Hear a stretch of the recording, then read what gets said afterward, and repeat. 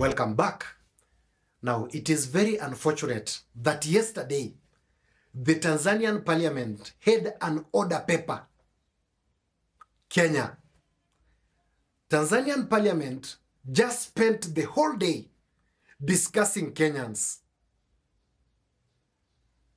Listen in to what different members of parliament in the Tanzanian National Assembly said about Kenyans. Tulikosea kweli yule Masakarua kumrejesha kule. Na hili kosa lisitokee tena hapa. Hivi mtu anatoka huko analeta ujinga wake hapa, halafu eti anarejeshwa mzima salama salimini kweli? Na yule anayesema anadai kapigwa eti anashuka kwenye gari anajichechemeza kweli? Yule alikuwa apigwa arudi na mitungi ya gesi kule kwao. Anafumulia gesi. Wengejua Tanzania.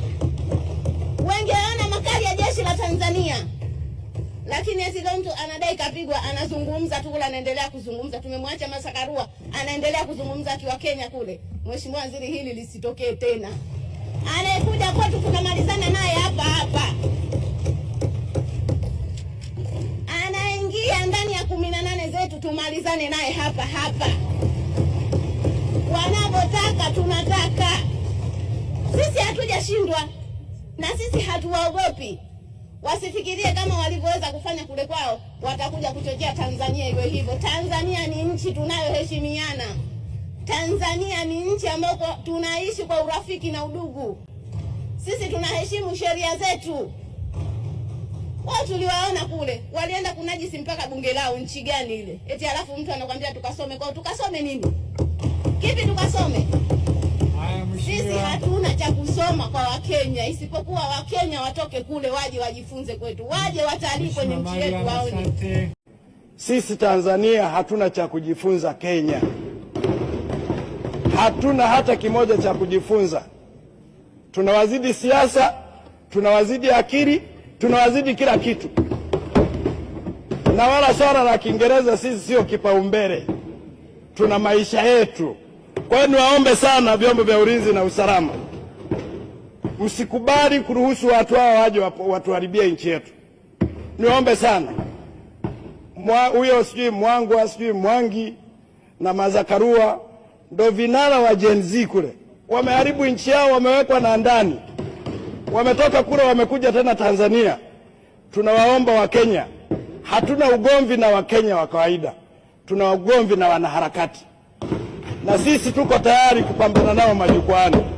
Niwaombe sana Wakenya, tunafanya nao biashara, tunafanya mambo mengi ya kiuchumi. Marais yetu wanaheshimiana. Waje Tanzania kuja kujifunza. Waje Tanzania kuja kutalii, lakini niwaombe wasije kutujaribu. Na mimi kama mbunge niwaombe vyombo vyetu vya ulinzi na usalama, najua mnapitia wakati mgumu.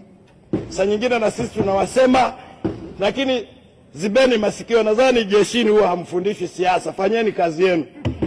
Kama mtu anatuchokoza, sisi tunahitaji kuendelea kuniga tai. Hatutaki kinuke. Hatuhitaji swala la kunuka kwenye nchi yetu. Kamanda wa migration, tena mimi nilishangaa mliwarudisha wa nini? Mngewaingiza ndani tuwapeleke na kulima. Inawezekana kule Kenya hakuna mashamba. Lindeni mipaka yetu, watu waingie humu kwa vibali. Kama amekuja kufanya biashara, haripie kibali cha biashara. Huwezi kuja kutembea halafu kaanza kwenda kuning'inia mahakamani na kutoa press. Hili ni taifa huru, wasituingilie na taifa letu. Hata sisi tunayo midomo na wao wanafanya kampeni, wanafanya mikutano, na sisi tunao wabunge wa Kenya wengi tu marafiki zetu. Tunashirikiana kwa mawazo kwenye simu, lakini hatujawahi kwenda kupanda majukwani kudogocha serikali yao.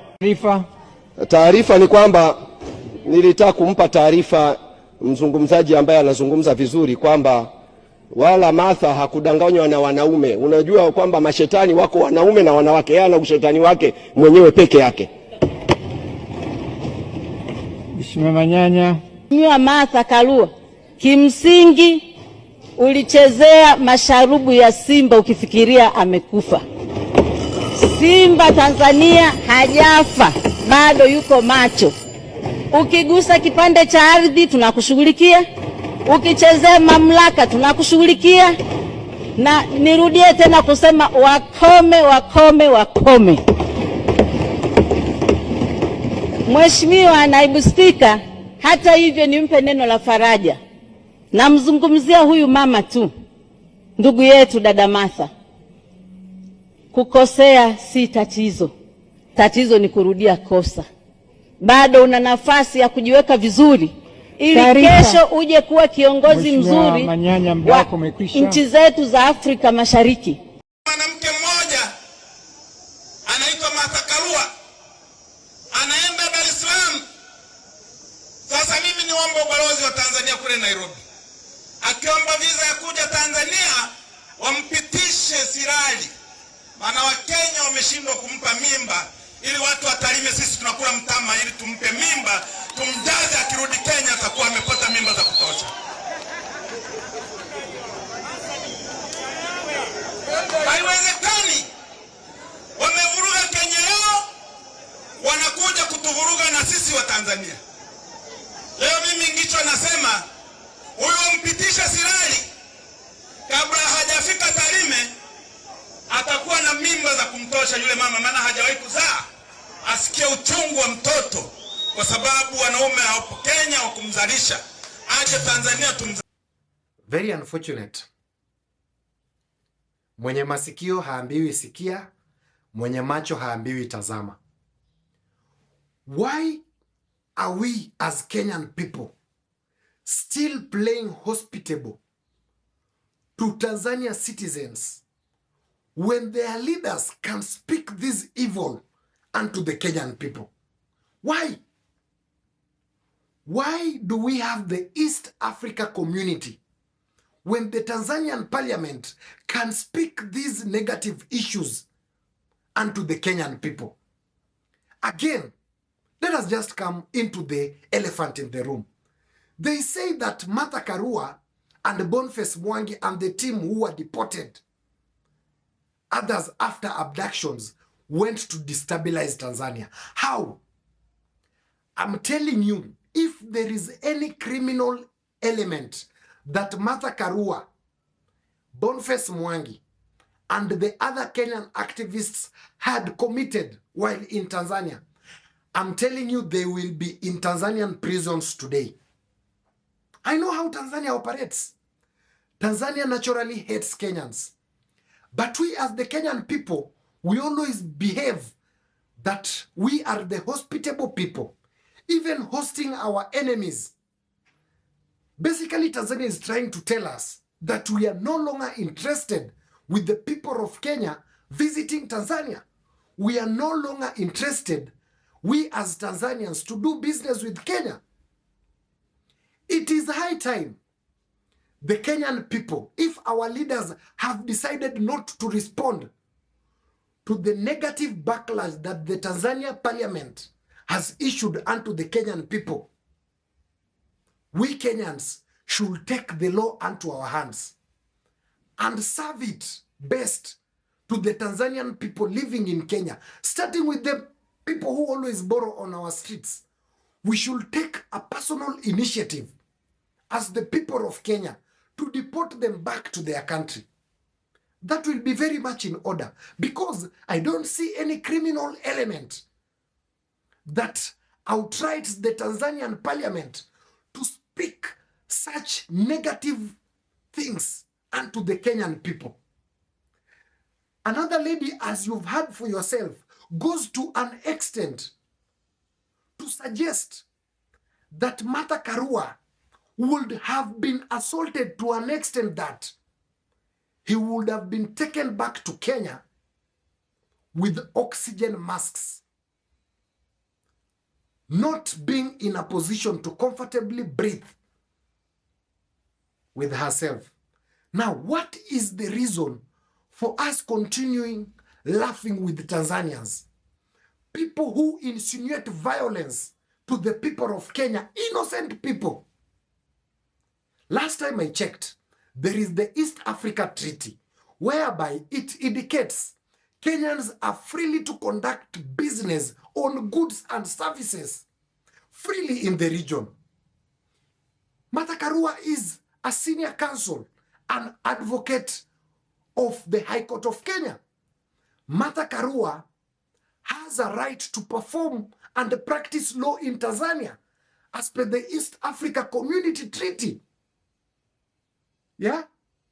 Now, where is the problem when Martha Karua is contracted by a Tanzanian to go and practice law in Tanzanian courts?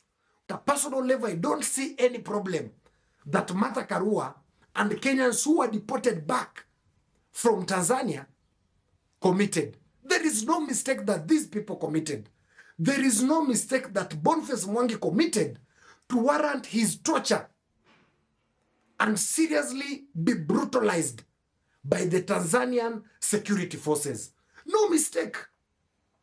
That is quite unfortunate. And this is whereby I always support American people's effort.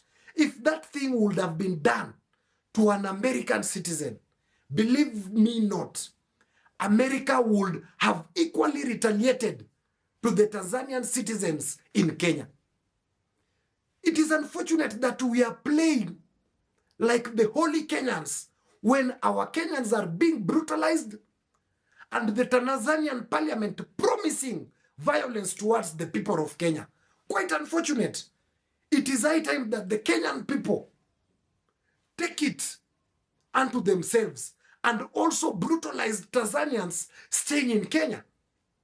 Because we cannot go on like this. When Kenyans go to Tanzania, they are harassed, mistreated, but Tanzanians staying in Kenya, they are peacefully coexisting with our people. That is quite unfortunate. And if the leadership of this nation is not going to speak against the humanitization of the Kenyan people by the Tanzanian parliament, the Kenyan people will have to take the law into their hands. The Kenyan people will have to commit the Bible-wise teachings of an eye for an eye. Because Tanzanians should not expect we the Kenyan people to treat them with dignity when they treat the Kenyan people like trash. That is an unfortunate state of affairs, and it should be addressed with urgency it deserves. Because as things goes by, the Kenyan people will retaliate now physically.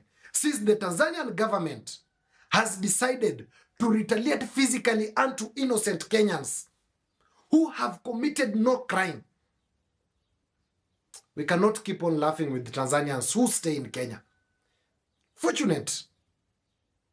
Indeed, it is a very sad state of affairs that a Tanzanian member of parliament can stand on the floor of the house of the parliament of Tanzania, promising violence to be meted unto the people of Kenya. Innocent people. Quite unfortunate. I think we don't have much onto these news reviews. For this and many more, subscribe onto our YouTube channel at Lord Aboga TV. Remember to press the notification bell so that when you come up with this political and governance content, YouTube will automatically notify you. Till next time, goodbye.